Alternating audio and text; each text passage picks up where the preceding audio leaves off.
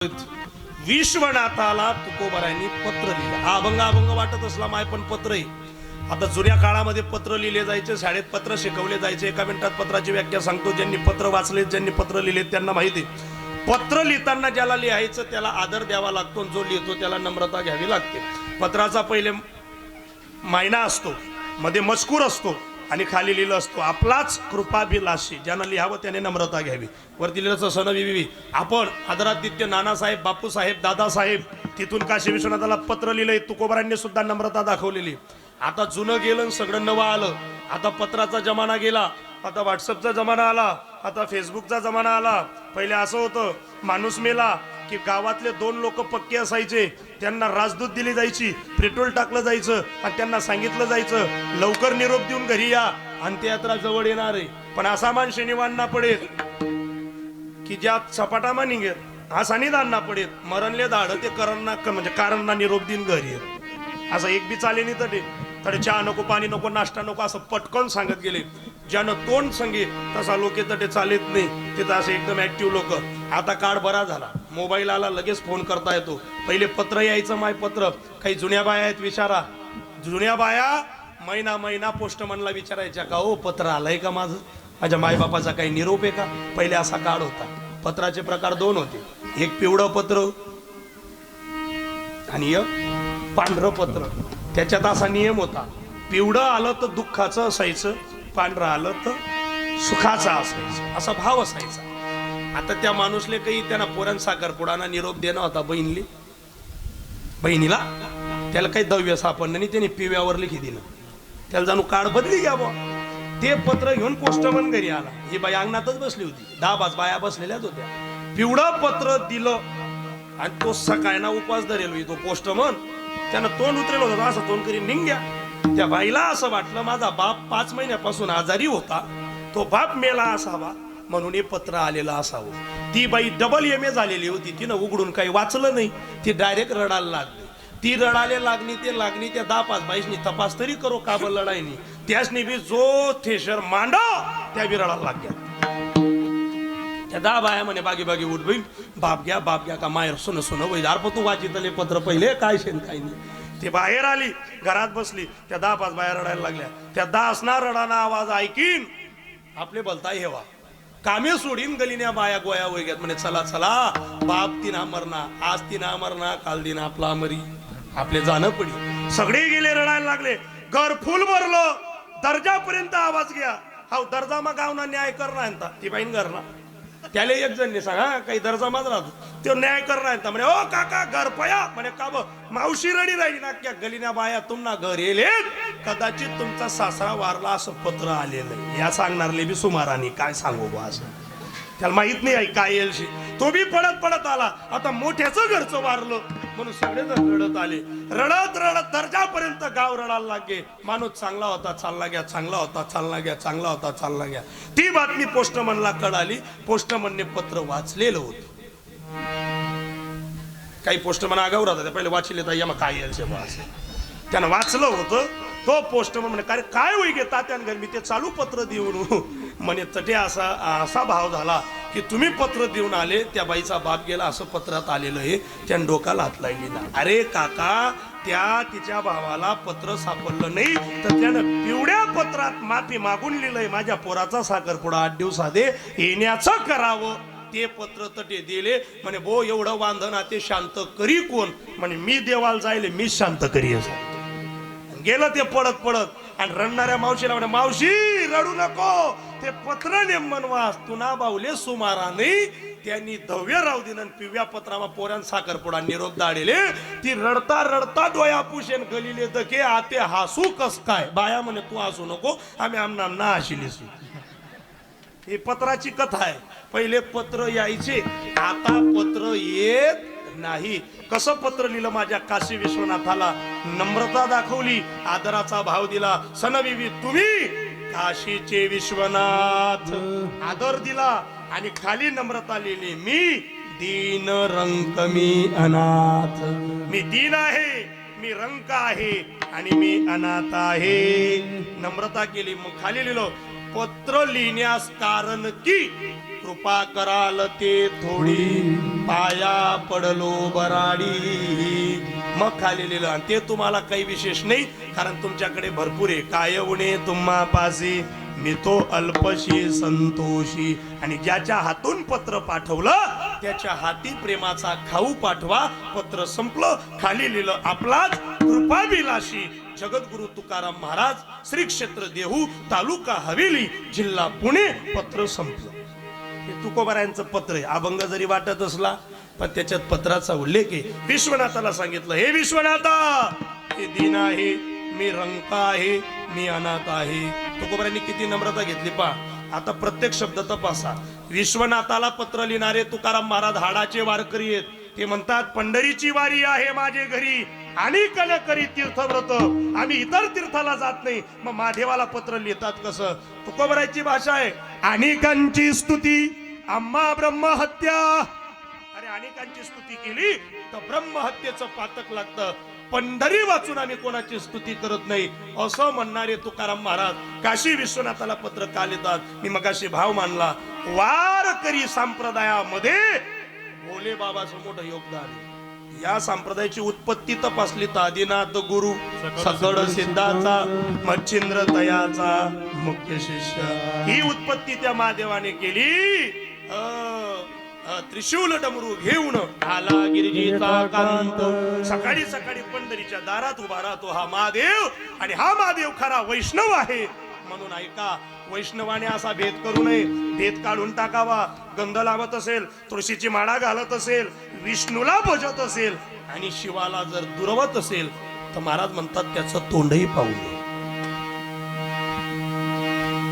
विष्णूसी भजला शिव दुरावला, अधपात झाला तया नरा. त्याचा नाश होईल. आम्ही त्याचं तोंड पाहत नाही. म्हणून तुकोबाराय अंतकरणाने जरी वैष्णव संप्रदायात आहे, जरी पंढरीचे वारकरी आहेत, तरी विश्वनाथाला पत्र लिहितात. पत्र लिहिताना नम्रता दाखवली. मी दीन आहे, मी रंक आहे, मी अनाथ आहे. तिघ शब्दांचा यमक पहा किती गोडे. दीन म्हणजे गरीब. दिनाचा विरुद्धार्थी शब्द धनी. काय शब्द आहे? धनी. दीन गरीब, दिनाच्या विरुद्ध धनी. रंक त्याचा विरुद्ध शब्द राजा. रंक आणि राजा त्याच्या विरुद्ध पहा. आता दीन रंक मी अनाथ. अनाथ त्याच्या विरुद्ध अर्थी नाथ. माता शब्द तपासा. किती किती किती किती नम्रता आहे. तुकाराम महाराज म्हणतात मी दीन आहे, पण एकीकडे तुकोबाराय स्वतः सांगतात इंद्रियाचे धनी आम्ही झालो गोसावी. काम आणि क्रोध हे दोन विकार तुकोबारांनी जिंकले. काय अधिकार असेल त्या काळात एका स्त्रीने यावं आणि तुकाराम महाराजांना सांगावं, महाराज माझी इच्छा पूर्ण करा. माझ्या तुकोबारांनी आईच्या नजरेनं पाहावं आणि त्या स्त्रीला सांगावं, आई आम्ही तशातले नाही. जाई येऊ माते न करी विष्णुदास तैसे न हो. काम जिंकला. काम एवढं सोपं नाही. मग स्वतः तुकोबाराय म्हणतात आम्ही इंद्रियाचे धनी आहोत. आम्ही दीन कसे हो, आम्ही गरीब कसे. पण काय नम्रता असेल. विरुद्धार्थी शब्द आहे का? हो. विद्वत्तेच्या बाबतीत तुकोबाराय फार मोठे, तरी माझ्या तुकोबारांनी नम्रता दाखवावी. मी दीन रंक, मी गरीब आहे. अहो गरीब कसे? 64 लाखाची जागीर पुणे जिल्ह्याची ज्यांच्या बापाच्या नावावर होती ते तुकोबाराय गरीब असतील का? तरी तुकोबाराय म्हणतात मी रंक आहे आणि मी अनाथ आहे. हे कसं झालं ऐका भातखेडेकर. हे असं झालं, लग्नाची पंगत आहे गुलाबजामुनाची, पण पोराचा बाप पंक्तीत फिरतो लोकांना म्हणतो बाबा गरीबाच्या घरची चटणी भाकर समजून खा. पंगत मोठी द्यायची आणि चटणी भाकर म्हणायचं. याला नम्रता म्हणतात. तिखट ठेवायचं आणि त्याला म्हणायचं श्रीखंड समजून खा. ही नम्रता नाही. एक जवाई गडीगडी आहे सासूनगर, त्याला नीता तेल जावई म्हणतो. जावयाने मान ठेवावा. त्याने कधीतरी जावं. उन्हा का इजा आहे, उन्हा का इजा आहे, उन्हा का इजा आहे. त्या बाईला जरा रागच आला. ती म्हणे मी शेतात काम करून आली का बस याचा आलं, हा इथे आला, याला काय स्वयंपाक करायचा रोज रोज. मग त्या बाईने मस्त बेसन बनवलं, भाकरी बनवल्या आणि समोर ठेवल्या. पण बाई हुशार होती. वाढून झालं, तो जेवायला बसला, त्याला राग आला. म्हणे माझा काय मान आणि हिनं काय ठेवलं जेवायला. पण त्याला रागच होता.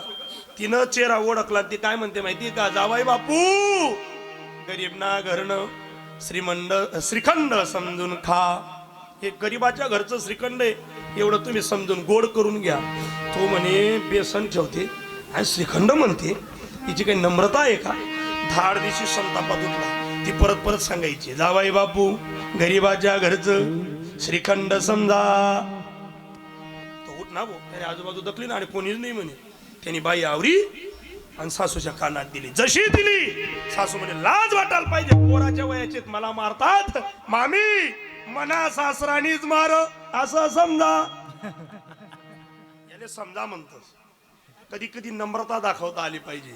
मोठे लोक कायम नम्र असतात आणि नम्र म्हणजे नम्र झाला भूता तेने कोंडिले अनंता. हीच युक्ती माझ्या तुकोबरांनी केली आणि त्या काशी विश्वनाथाला सांगितलं, दीन रंक मी अनाथ. आणि मग माझे तुकोबराय म्हणतात, मी गरीब आहे, मी रंक आहे, मी अनाथ आहे, माझ्यावर कृपा करा. अभंगाचं दुसरं. कृपा कराल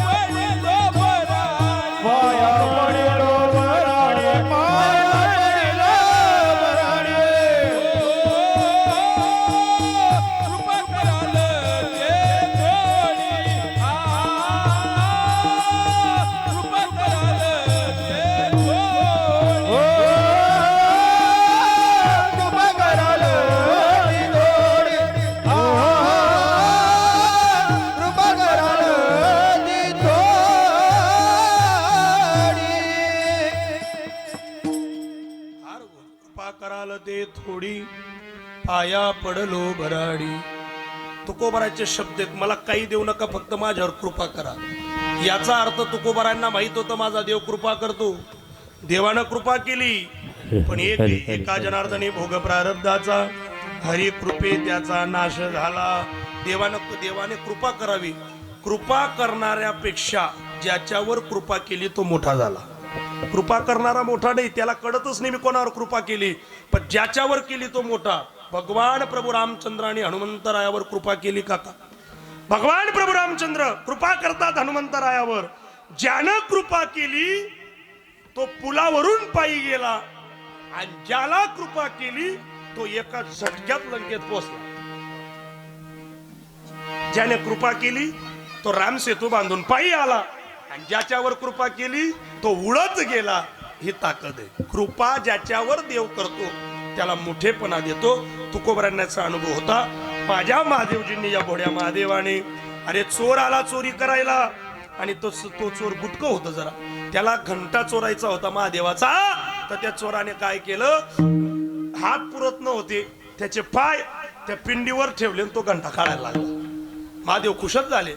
महादेवला असा राग नाही म्हणा की मनावर पाय ठेदी ना बुवा. तुम्हाला माहिती आहे का, पाय लागला तरी लोक रागे भरतात. पाय नाही पडलं तर मग विचारूच नका. पाय कितला लोके पडी गयात, किती लोक पाय पडले हे पाय पडून घेणाऱ्याच्या लक्षात राहत नाही. तिथला गर्दी मग कोण पाय पडणं नाही हाय त्यानं ध्यान मारास. हा तुम्ही दखा कितला पाय पडी घ्यात हाय ध्यान मानी रास, पण कोण पाय पडणं नाही ते ध्यान मारास.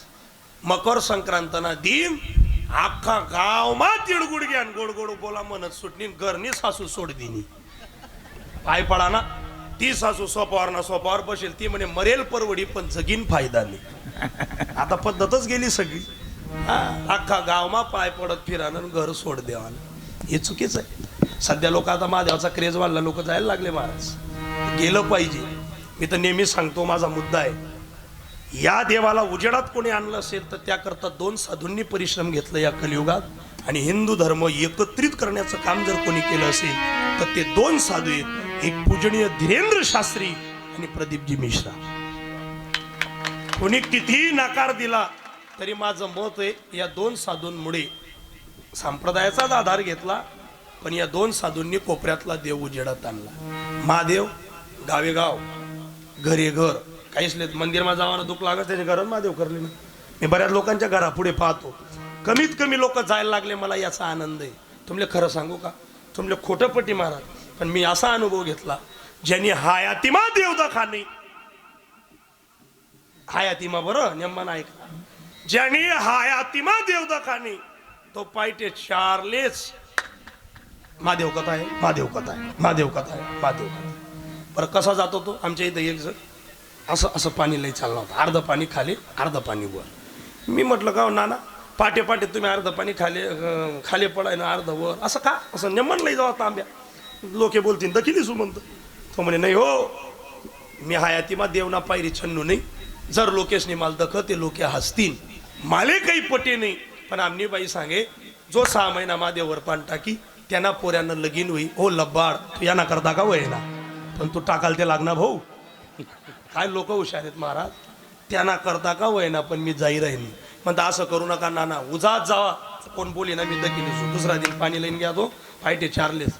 तो लोकांना घाबरत होता अर्धी डोळ्यामध्ये जप होती महादेव कथा आहे महादेव कथा आहे महादेव काही भेटणार नाही भितडाल ठोकाय ना उलटा तांब्या त्यांना अंगवर वल्ला होईन घर उन्हा तांब्या कथा तो कथा बाई त्याला विचारे का तुम्ही ते वल्ला होई उन्हात तो म्हणे मी रोज महादेववर पान टाकू आज महादेवनी मना अंगवर टाक दिन वा वा वा.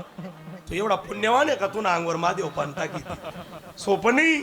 महादेव कृपा करायला लागला आणि लोक जायला लागले पण माझं मत आहे जा तुम्हाला तो देव इतका भोळा आहे कृपा केल्याशिवाय राहत नाही. सगळ्यात जास्त जर कोणी भक्ती केली असेल तर मी नेहमी विनोदाने सांगतो महिला मंडळींना लवकर महादेव कळाला. जसं बाबाने सांगितलं पशुपतीनाथाचा व्रत बायांनीच केला रोज महादेवावर बायाच जातात घरना महादेवने पायटे 5 पहिले नंतर तो महादेव पण घरना महादेवने सुद्धा वयन लाई दिनं वयन म्हणजे ते बिनवयन ना होतात का पहिले त्यासले सुद्धा वयन लाई दिनं बादली भर पाणी अंगवर टाकी तो म्हणे कसाल पाणी वतरायने उठ तांब्या धर लवकर पाठवलं बा खरंच कला आहे ती. आणि तुम्हाला सांगू मावल्या तुम्हीच खऱ्या अर्थाने वर्षभर त्या देवावर पाणी टाकलं तो देव तुमच्यावर खुश झाला आणि तुमले गिफ्ट दे टाका अर्ध तिकीट. खरंच सांगा भेटणं का नाही भेटणं हा अर्ध तिकीट. कोण म्हणे आता बंद व्हा आहे म्हणे या बाया ते काल्यावाल्या करायला लागतात हो माय हो बंद होई राहिलं म्हणे आज ते काय बंद बिन व्हा आणि झाला तो झाला कायदा. अर्ध तिकीट दिलं तुम्हाला किती फायदा झाला अर्धा तिकीटचा.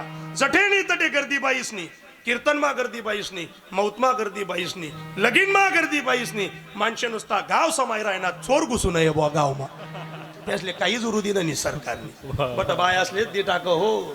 बरं अजून वरीच वर पाणी टाक ते डायरेक्ट मुख्यमंत्रीने बहिणीच करी टाक्यात कोठेच ठेवली काय महादेव तुमले माहिती आहे का या बाया ज्यासनी माहेर दकेल नाही आणि माहेरनी मराठी शाळा दकेल नाही त्या बाया सुद्धा मराठी शाळा माझा आहेत आणि त्या मास्तरले दमटाडेत नेमन देख आपली एलसी नेमन देख पगार पडायला पाहिजे नेमन देख.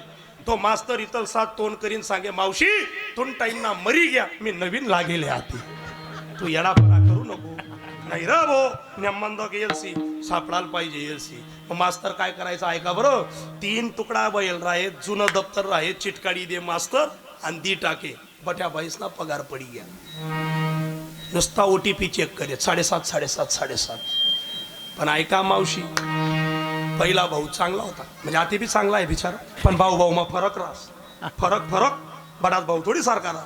पहिला भाऊ म्हणे गरज पुरता दी टाका आता जो भाऊ येले पंचांग पाहिल्याशिवाय निर्णय घेतला जाणार नाही.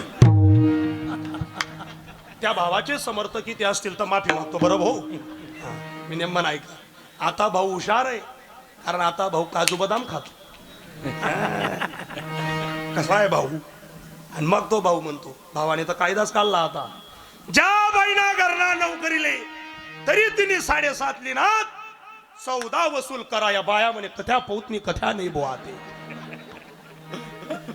अरे सोपं राहिलं नाही सोपं. हे बऱ्या हे पोऱ्या हो भाऊ रागे बरं आहे घ्या तू म्हणावर हो म्हणा बा ते दाखलला पोरचं खरं नाही बा ते. आणि लहान पोरांच्या नादी बी लागू नये कधीच लागायचं नाही.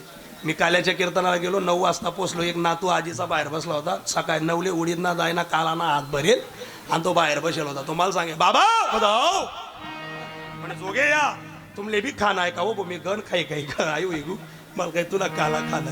लहान पोरं गोड असतात. आमचा एक पुतण्या होता तो मला विचारायचा. मी फेटा बांधत होतो त्याने मला पाहिलं आणि फेटा बांधता बांधता तो मला विचारायला लागला म्हणे काका तुम्ही आता फेटा बांधला. म्हणता हा.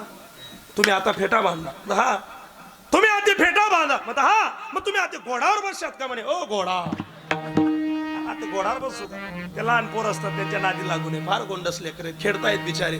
त्यातले काहीच माहित नाही कोण गावना बाबा येले बाबा एका बाई आहे त्याचं काय त्यांना काहीच घेणं नाही. फक्त त्यांना एकच आपटी कवय व तिथलंच राहायच्या आधी. हा नेमन आहे का बरं. विनोदाचा विषय वजा करा. खरंच महादेवाची भक्ती तुम्ही केली आणि महादेव तुम्हाला कृपांकित झाला. किती गर्दी किती गर्दी किती गर्दी. शिवतत्व ऐकायला ऐकाई. शिरपूरला शिवमहापुराण कथा झाली. जळगावला शिवमहापुराण कथा झाली. ना जळगाव जिल्ह्यानं कमी पडू दिलं ना माझ्या धुळे जिल्ह्याने कमी पडू दिलं. 20 लाख लोक शिरपूरला कथा ऐकत होते. किती लोक 20 लाख. 20 लाख लोक हिंदू धर्माच्या मंडपात बसले. ही शिवतत्वाची ताकद आहे. 20 लाख लोकांनी दाखवलं जगाला की आजही हिंदू एक आहेत. आजही हिंदू एक आहेत दाखवलं. ते दर्शन झालं. शिरपूर तालुक्याने कमी केलं नाही जळगावने कमी केलं नाही. कितली गर्दी. गावमा माणूस ऐकायला येत नाही पण गाड्या करी करी जायत या बाया. शिरपूर ती गर्दीमध्ये आमच्याही पार्वतीला वाटलं मी जावं बुवा. आम्ही पार्वती जरा शिकेले. पार्वतीला म्हणतं येडापणा कर नको जाऊ नको तर हे गर्दी आहे चुकाई गई जेमतेम होईल. ते त्या म्हणतीन याले कसं समायता उन नाही बुवा तू येडापणा कर नको पण जाऊ नको. आमची पार्वती म्हणे गेल्याशिवाय राहणार नाही. म्हणतं जाय तुम्ही गेरी येले तुम्ही नेमन गेरी येले. घरना महादेव सांगे आव काय करा तुम्ही ध्यानमापटी राहिलं नाही जाय म्हणतं मग तुले जाणं होईते. गेली आमची पार्वती पण माले चिंता नको भो काय हो आले. मी कीर्तनापटन फोन लावा म्हणता हॅलो जय हरी. ती म्हणे स्त्री शिवाय नमस्तुभ्य. मो बापरे झटका का ताई उन्हा बाप म्हणतं अहो झटका का ताई उन्हा. मी म्हणतो येडी तू कीर्तनकारणी बाई आहे ना जय हरी म्हणा. नाही बाबांनी सांगितलंय स्त्री शिवाय नमस्तुभ्य. म्हणतं बरं आहे बा. काही का असे ना पण बाया करायला लागल्या जायला लागल्या. खरंच ताकद आहे माऊली तुमच्या हातात आणि त्या ताकदीला वंदनच केलं पाहिजे. म्हणून ऐका ही महादेवानं तो पिंडावरती उभा राहिला घंटा काढायला लागला. विषय ऐका बरं आपला. तर महादेवाला काय वाटलं दररोज लोक हाताने पाणी टाकतात अभिषेक करतात. असा कोणता भक्त आहे की त्यानं माझ्या पिंडीवरच पाय दिला. महादेवानं उलटा अर्थ काढला. महादेव म्हणे जर यानं माझ्या पिंडीवर पाय दिला लोक हाताने सेवा करायचे. हा किती ज्वलंत भक्त आहे. यानं पायाने माझी सेवा केली त्याला सुद्धा मोक्ष देऊन टाकलं. एवढा उदार माझा महादेव आहे. तो चोर होता चोर.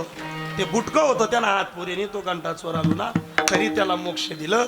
घारीचा उद्धार करून टाकला. ही ताकद आहे. आणि अरे चंडभिल नावाच्या भिल्लाला मोक्ष गतीला पाठवलं. पण तुम्हाला कथा बघ माहिती मी सुरुवातीला शिवरात्रीची कथा सांगितली. किती कृपा केली किती कृपा केली किती कृपा केली. चंडभील नावाचा त्या ठिकाणी एक भिल्ल समाजातला पारदेवता तो रोज शिकार करण्याकरता यायचा. अरण्यामध्ये महादेवाच्या मंदिराच्या वरती एक बेलाचं झाड होतं आणि पूर्वकालीन स्थित एक महादेवाची पिंड होती. ती त्याला कळाली नाही. अनावधानाने ऐका या व्रताचं किती महिमान आहे. अनावधानाने बेलाच्या झाडावरती चालला. खाली पिंड होती कळालं नाही. वरून एक एक पान एक एक पान एक एक पान तोडायला लागला आणि खाली फेकायला लागला. तो दिवस होता महाशिवरात्रीचा. शिकार मिळाली नाही म्हणून दिवसभर उपवाशी होता. तर महादेवजी प्रसन्न झाले आणि त्या चंडभिलाला म्हणाले सांग तुला काय वरदान पाहिजे. त्या चंडभिलाने वरदान मागून घेतलं. इथे जे पशु पक्षी येतात त्यांची भाषा मला कळाली पाहिजे जेणेकरून ते काय बोलतात हे मला कळेल. कांचीपूर नगरामध्ये सोमदत्त नावाचा राजा झाला आणि त्या सोमदत्त नावाच्या राजाला 500 पत्न्या होत्या. 2 पत्न्या पतिव्रता होत्या आणि बाकीच्या पत्न्या जार कर्म करणाऱ्या होत्या. त्या 2 पत्नींना तो मेल्यानंतर त्यांच्या सोबत जन्म मिळाला. सोमदत्त राजा हरण झाला आणि त्या 2 राण्या हरणी झाल्या. कथा धावती सांगतो बरं, ऐका किती गोड कथा आहे. त्या 2 राण्या हरणी झाल्या आणि हरणी झाल्यानंतर एक दिवस एक राणीच्या पोटामध्ये गर्भ होता, हरणीच्या पोटामध्ये, आणि काही पाडसे घरी ठेवून दोघं राण्या आणि तो सोमदत्त राजा जो हरण झाला होता तो पाणी प्यायला तिथे आला. या चंडबिलाने जाडी फेरलेली होती पाण्याच्या याच्यात की शिकार सापडावं. हा तिथं अटकला. राजा अटकल्यानंतर त्याला निघता येत नव्हतं. हा वरून त्यांच्या गप्पा ऐकत होता. देवाचं वरदान होतं ना त्याला, तो गप्पा ऐकत होता. अरे ऐका, जेव्हा त्या 2 हरणी पतीचा अंकात पाहायला लागल्या तर विनंत्या करायला लागल्या, पतिदेव पाहायचं ना, तुम्ही तर अटकून गेले, आता तुम्ही कसं निघाल. तो अवकाड्या करत होता. आणि मग तो राजा म्हणायला लागला राणींना, माझी चिंता करू नका, मी मेलो तरी चालेल, पण तुम्ही पाणी पिऊन घरी जा. माझे पाडसेत, तुझ्या पोटात माझं गर्भ आहे आणि घरी काही पाडसेत, माझे मुलं आहेत, त्यांना माय म्हणून तुम्ही वागवा, मी मेलो तरी चालेल. पत्नी म्हणत होती, मी घरी जाणार नाही, मी सुद्धा तुमच्याबरोबर मरेल, असं त्यांच्या गप्पा चाललेल्या होत्या. गप्पा चालता चालता चंडबिल उतरला. चंडबिलाने ते दृश्य पाहिलं आणि मग चंडबिलानं बाण काढला आणि त्या हरणाला मारायला धावला. मोठी पत्नी ती मोठी हरीण पडत आली आणि चंडबिलाच्या जवळ पायाला पडायला लागले, म्हणायला लागले, ओ माझ्या पतीला मारू नका, वाटल्यास मी मरते, मला मारून टाका, पण मी माझ्या पतीला मारू नका. तेवढ्यात धाकली पडत आली, काय म्हणते ऐका, ताई तुम्ही ज्येष्ठ आहात, तुमचा मान मोठा आहे, तुम्ही मरू नका, तुम्ही माझ्याही लेकराचे मायबाप व्हा, तुम्ही आणि मालक जगले पाहिजे, मी मरते. काय कृतज्ञता दाखवली. चंडबिल उभाच राहिला. चंडबिल म्हणे, या नाटके कराय ना, काही गरेसमा तसंच राहस, काही गरेसमा 4 भाऊ राहणार ना, 2 सज्जन आणि 2 पालणारा. पहिले 2 पाळले तर मग त्या 2 येतं, जाऊ द्या पोरे बाई, चुकाय गे विहार, पण ती चालली ना त्यांनी. तू इथला तिथला ती विचार कर जरा, तर ते लोक तालुक्यात टिकतात. हे त्याला वाटलं हो का असं नाटक कराय ना, काय माहित बा. मग त्या हरणीने सांगितलं, मी मरायला तयार आहे, पण एक विनंती करते, माझे घरी माझे पिलू आहेत, त्यांना एकदा दूध पाजून येते, त्यांना आणणार नाही, वाटलं तर त्यांनाही आणतो, आम्ही 5 जण तुझे शिकार होतो, ते 3 आणि ते 2, गर्भात 1 होतं, मी वाटल्यास मरायला तयार आहे, पण एकदा या माईला दूध पाजू द्या. ती गेली घरी. तो चंडबिल म्हणे, तू जर घरी गेली परत आली नाही तर शंकरजीची शपथ मी परत येते. ती शपथ ऐकली, कारण त्याला देव प्रसन्न होता. घरी गेली, पाडसे होते, आईला पाहिलं, आईला बिलगले आणि आईच्या डोळ्यातलं पाणी पाहून दूध पिता पिता एका पाडशाने विचारलं, आई आज तुझ्या डोळ्यामध्ये पाणी, सांग तुला का रडायला येतंय. अरे भाड्या, तुमची मोठी आई सती जायला निघाली, पण मलाही सती जायचंय, मीही राहणार नाही, आई राहणार नाही आणि तुमचा बाप राहणार नाही, तुम्ही कोणाच्या आशेनं जगावं, तुमची माय तुम्हाला शेवटचं दूध पाजते, तेवढं प्रेमाने पिऊन घ्या. अज्ञात असलेले पाडसे त्या आईला सांगतात, आई आम्ही सुद्धा तुझ्या बरोबर येणार आणि त्यांच्या सोबत मरणार, बाय नाही बाप नाही तर आम्ही कसं जगावं. लहान लहान पाडशांना युक्ती आली, नाही आई आम्ही वाटल्यास मरतो, आमचा आताच जन्म झालाय, तुम्ही नवीन जन्माला कोणाला तरी घालू शकता, त्यांच्यावर कृपा करू शकता, आम्ही मरतो. माय बापा करता पाडसे धावले. पाडसे तिथं गेले, त्या 5 भांडण ऐकून आता चंडबिलाला रडायला आलं. चंडबिल म्हणतो, मी तुम्हाला 5 मारत नाही, सोडून देतो, मला उपवाशी राहण्याची वेळ आली तरी मी राहील, पण आता राजा म्हणतो, नाही चंडा ऐक, अरे मला मार, कारण तुझी शिकार मी, तुझ्या पोटात माझं अन्न गेलं आणि तुम्हाला पाप लागेल. पत्नी म्हणते मी मरते, पोरं म्हणतात मी मरतात. 5 सांगितलं आम्हाला 5 मारा आणि तुमची शिकार करून घ्या. आता चंडबिल्लाला रडायला आलं. चंडबिल्ल पुढे धावत गेला, मागे 5 हरिणी यायला लागल्या. तो म्हणतो मी नाही मारणार तुम्हाला, हे म्हणतात मारावं लागेल, नाही म्हणतो. 5ही दिव्य पुरुष होते. दिव्य पुरुष चंडबिल्लाच्या घरात येऊन कृपा केली आणि 5ही हरिण ते दिव्य पुरुषाला गेले आणि जेव्हा त्यांना घ्यायला विमान आलं तर विमानात मात्र चंडबिल्लाला बसवलं नाही. हा मुद्दा बारकाईने ऐका तर शिवरात्री पुनीत होईल. ऐकणाऱ्यांनी सगळ्यांनी ऐका. ते 5 लोक दिव्य रथावर गेले, त्यांना घेण्याकरता देवाने विमान पाठवलं, पण त्या विमानात 6वी जागा चंडबिल्लाला दिली नाही. मग चंडबिल्ल म्हणाला, तुम्हाला जर देवाने कृपांकित केलं, तुम्ही चालले आहात, मग मी तर तुम्हाला सोडलं, माझ्यावर का कृपा केली नाही. तर त्या हरणानं दिलेलं उत्तर आहे. ते दिव्य पुरुष काय म्हणतात ऐका, अरे बिल्ला तू एक गोष्ट लक्षात घे, तू शिकारी होता, तू 5 आम्हाला माफ करून दिलं, आम्हाला सोडून दिलं, तू पुण्य केलं, पण वरती विमानात देवाकडे येण्या इतका अजून तुझं पुण्य झालेलं नाही. म्हणे मग आजच महाशिवरात्री आहे, शिवरात्रीला तू हे कार्य केलंय, अर्ध पुण्य आहे. पण अर्ध पुण्य कमवायचं असेल तर या शिवरात्री पासून तर पुढच्या शिवरात्री पर्यंत रोज निष्कलंक सेवा करत ओम नमः शिवायचा जप करायचा, त्याला अभिषेक करायचा. पुढच्या महाशिवरात्रीला आम्ही स्वतः तुला घ्यायला येऊ. म्हणून भातखेडेकर या गिरणेश्वराची सेवा आजपासून सुरू करा, तर प्रत्येक महाशिवरात्री पर्यंत मनाने सेवा करा. माझा देव विमान पाठवल्याशिवाय राहणार नाही. कृपा आहे या देवाची केलेली. मग ते सगळा अनुभव तुकोबारांना होता, म्हणून तुकोबाराय म्हणतात कृपा कराल ते थोडी पाया पडलो बराडी. आणि तुम्हाला काय विशेष आहे देवा, काय उणे तुम्हा पासी मी तो अल्पशी संतोषी. आणि मग ऐका देवा, ज्याच्या हातून पत्र पाठवलं त्याच्या हातून फक्त प्रेमाचा खाऊ पाठवा. अब का तो का म्हणे जन्मा आल्याचे सार्थक विठ्ठलची एक देखलिया. तिथे डोळे भरून पांडुरंग परमात्मा पाहिला तर उद्धार होतो. ज्याला ज्याला पंढरीला यायचं असेल, मी कीर्तनातून एसटी केलेली, फक्त 75 ना वरना बसा. झपिक्यात का काय हो तुम्ही? आहा, म्हणजे मग भाडं कोण भरी? ज्याला यायचं असेल त्याने आपल्या हात वर करा, खरा हात वर सगळ्यांनी. कीर्तन झालंय आपलं, महादेवाच्या प्रांगणात आपण बसलोत, महादेवाने आपल्याकडे पाहावं याकरता सगळ्यांनी हात वर करायचे. झालंय कीर्तन, एकदा टाळी वाजून आपल्याला भजन करायचंय. मागे उभे राहिलेले सगळे कोपऱ्यात वगैरे सगळ्यांनी आपल्या हात वर करा. माझं लक्ष जरी तुमच्याकडे नसलं पण माझ्या देवाचं लक्ष तुमच्याकडे आहे, पण असे हात वर करा. तुम्ही असाच हात ठेवा. मी गावमानच्या PS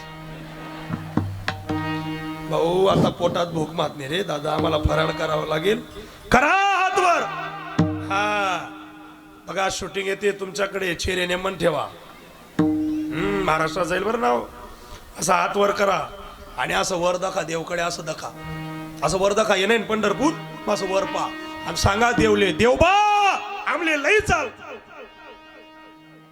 फटाफटा हात खाली करले तीन लोके. आमल्या कथा वाटलाय राय ना भाऊ, अजून जग नाही आमले. करा हात वर, हाताने टाळी, मुखाने चिंतन. विठोबा रखुमाई, विठोबा रखुमाई, विठोबा रखुमाई, विठोबा रखुमाई. टाळी वाजवा, भजन करा, टाळी वाजवा. विठोबा रखुमाई,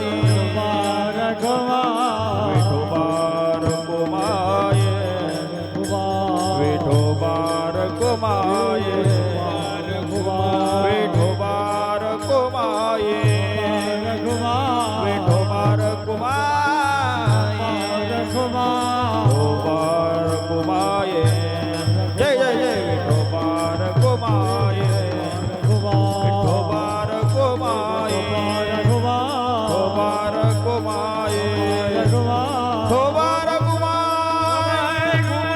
विठोबा रखुमाई, विठोबा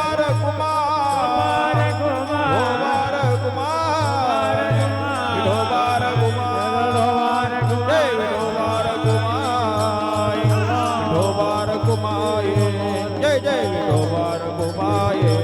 हा विठोबा रखुमाई, विठोबा रखुमाई, विठोबा टाळी वाजवून भजन करा, भजन करा, भजन करा.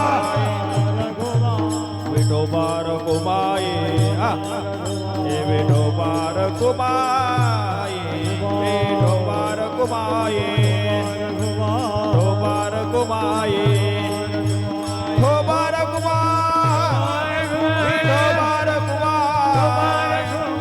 विठोबा रखुमाई, विठोबा रखुमाई, विठोबा रखुमाई, विठोबा रखुमाई, विठोबा रखुमाई.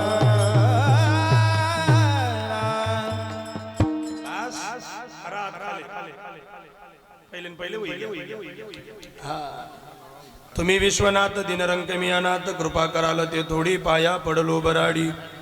काय उणे तुम्हा पासे मी तो अल्पशी संतोषी. कृपा कराल ते थोडी पाया पडलो बराडी. तो का म्हणे देवा काही भातुके पाठवा. कृपा कराल ते थोडी पाया पडलो बराडी. यथामते यथा शक्ती यथा अवकाश अभंगाचं धावतं चिंतन मांडण्याचा प्रयत्न केला. चिंतन मांडला असा दावा करत नाही, जे सद्गुरूने सुचवलं ते तुमच्या पुढे मांडण्याचा प्रयत्न केला. मायबाप 10 वर्षापासून बोलू नका, आता झालंय कीर्तन, कोणीच बोलायचं नाही. गेली 10 वर्षापासून या ठिकाणी गिरणेश्वराच्या हा पवित्र पावन उत्सव या ठिकाणी संपन्न होतोय।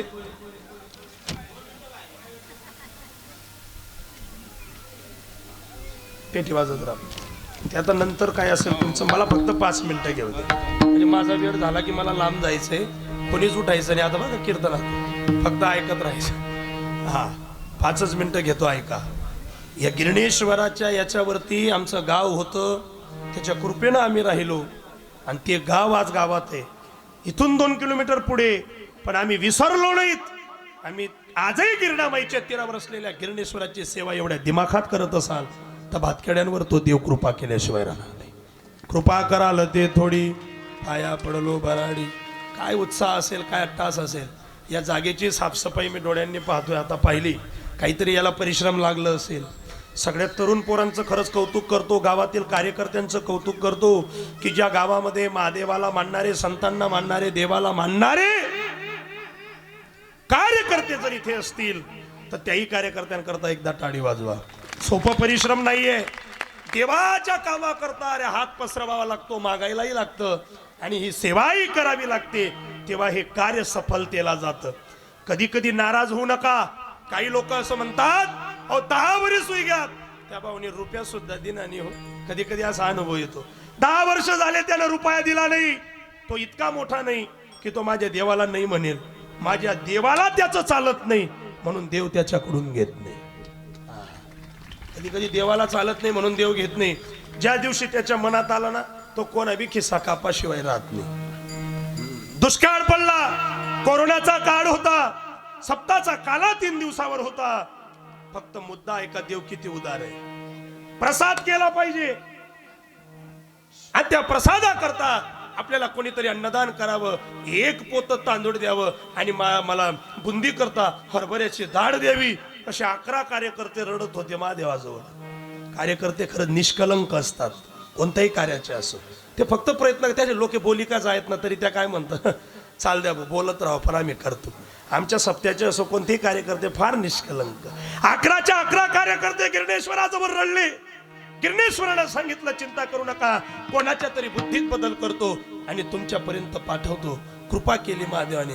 त्या 11 लोकेसपैकी एक माणूसला अशी युक्ती होणी, म्हणे आपला गावमा एकच जण श्रीमंत आहे, त्यानाकडे गौत्य तो आपल्या हरभरान दाय देवाशिवाय राहावं। दुसरा काय म्हणे माहिती का, मी त्यांना शेजारी हे मला चांगलं माहिती आहे, त्यांना घर कुत्रा सुद्धा 4 धाव पायरी चढताना विचार करस, तू इथला विचार करू नको, पण जाऊ म्हणे त्याच्याकडे मागायला काय अडचणी। ऐका, सगळे कार्यकर्ते त्याच्या अंगणात आले आणि त्याला म्हणायला लागले, नाना तुम्ही गावात श्रीमंत आहेत, एवढी दाढ द्या, प्रसाद कोरडा जायला नको। रडले कार्यकर्ते तरी त्याला किव आली नाही।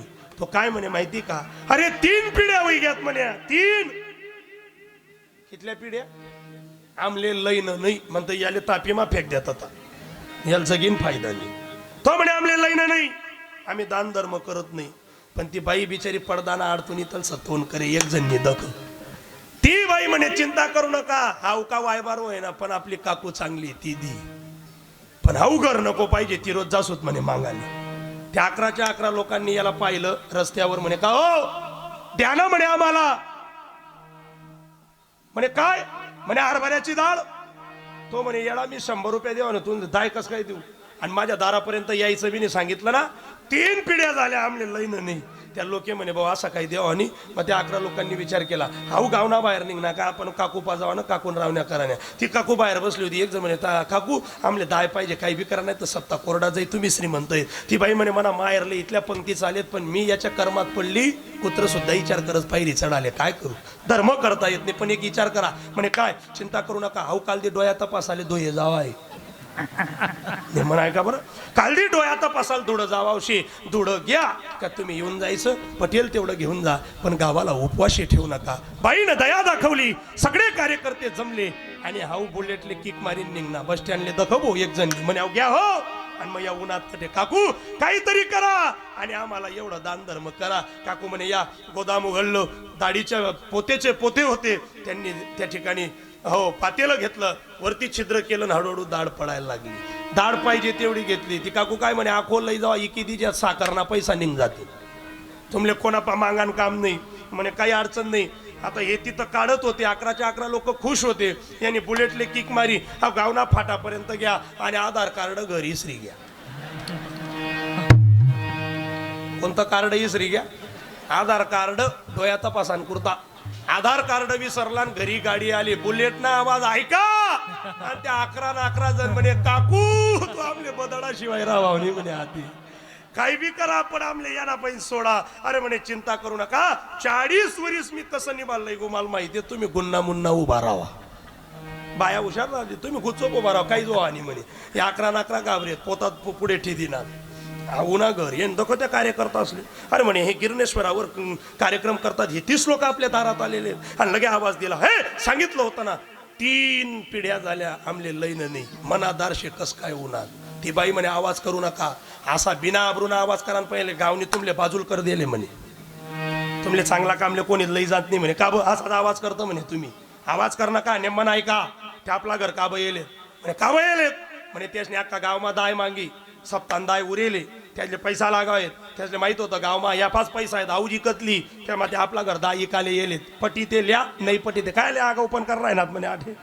तो म्हणे असं आहे का म्हणे पहिले एकदा दाय तपासल्या त्याच ना पोता महिन दाय काढी यांनी याना पोता महिन काढी. त्याला काय माहिती आपलाच घर ना आंबान पाहून सारशे वाज त्यांनी तठेंग काढी आठेंग बी काढी. काय म्हणे तो बाईले म्हणे ओ येडी हाई दाय कती हाई कती म्हणे नाही पटस का तुमले नाही हो बो उचला तुमना पोता आमले तुमने दाय लागावणी म्हणे.